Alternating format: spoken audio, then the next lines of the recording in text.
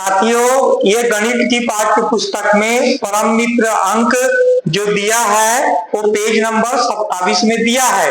तो हम बच्चे को बताएंगे कि परम मित्र अंक क्या होते हैं और परम मित्र विधि से कैसे जोड़ा जाता है। देखिए, मैं बताऊंगा आपको कि परम मित्र जो है वो कौन से संख्या का परम मित्र कौन होता है ना। तो यहाँ जो हम लिख रहे हैं 1 2 3 4 5 है ना, तो यहाँ हम देखेंगे कि इन अंकों का योग 10 होगा और वे एक दूसरे के पूरक होंगे। तो 1 और 9 10 होता है, तो 1 का परम मित्र 9 हुआ, उसी प्रकार 9 का परम मित्र 1 हुआ। 2 और 8 10 होता है, 2 का परम मित्र 8 हुआ या 8 का परम मित्र 2 हुआ। उसी प्रकार 7 का परम मित्र 3 हुआ या 3 का परम मित्र 7 हुआ। अब हम आगे देखेंगे 4 का परम मित्र 6 हुआ और 6 का परम मित्र 4 हुआ। उसी प्रकार 5 का परम मित्र 5 हुआ। तो हम अब आगे देखते हैं इस परम मित्र विधि से हम कैसे जोड़ेंगे। ये बच्चों को बताना बहुत जरूरी है, क्योंकि ये आगे नवोदय के एग्जाम में, नवोदय की जो परीक्षा होती है कंपटीशन, उसमें काम आता है। तो हम यहाँ पर देखते हैं कि परम मित्र विधि में जो इस विधि में घटाने का उपयोग करते हैं और उत्तर जो जोड़ने का आता है। तो हम देखेंगे 7 और 2 और 9 होता है 11। ये 10 से अधिक है, यहाँ पर परम मित्र विधि का उपयोग होगा। तो हम देखेंगे कि 9 नीचे की संख्या जो लिखी हुई है, नीचे का अंक लिखा हुआ है 9। इस 9 का परम मित्र है 1।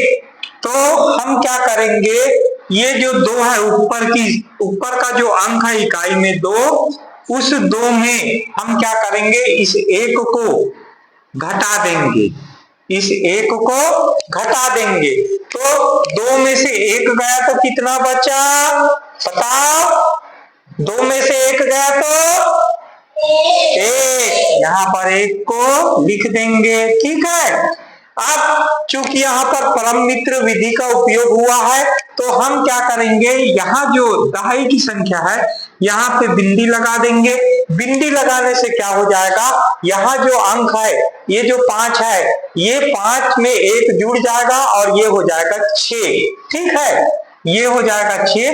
लेकिन नीचे की संख्या है 7, तो हम 7 का परम मित्र देखेंगे कौन है। 7 का परम मित्र है 3। तो हम क्या करेंगे, यहाँ पर ये हो गया 6 में से 3 गया तो कितना बचा, 3। कितना बचा, 3, है ना। अब यहाँ परम मित्र विधि का उपयोग हुआ है, तो यहाँ भी एक अंक बढ़ जाएगा, एक संख्या यहाँ की बढ़ जाएगी, है ना। तो ये 3 क्या हो जाएगा, 4। 3 क्या हो जाएगा, नीचे की संख्या देखो 8 का परम मित्र कितना है, 2, ठीक है। 2 यहाँ संख्या क्या हो गई, 4 में से 2 को घटाए तो कितना बचा, 2, ठीक है। हम नीचे 2 को लिख देंगे, ठीक। अब क्या करेंगे, 2 को हम लिख दिए, क्योंकि यहाँ परम मित्र विधि का उपयोग हुआ है, तो यहाँ एक संख्या बढ़ जाएगी, तो ये हो गया 8, है ना। 8 और 2 10, चाहे तो हम सीधे सीधे 10 लिख दे यहाँ पे, है ना, या तो परम मित्र विधि का उपयोग करके भी हम यहाँ पर उपयोग कर सकते हैं। कैसे करेंगे, 2 का परम मित्र कितना है, 8, ठीक है। 8 यहाँ पर भी होगी संख्या कितनी, 8 थी, 7 और 1 8 थी, तो 8 में से 8 गया तो कितना बचा, 0 बचा। और परम मित्र विधि का उपयोग किया तो यहाँ पर एक संख्या बढ़ जाएगी, तो 1 का 1 हम उतार देंगे, ठीक है।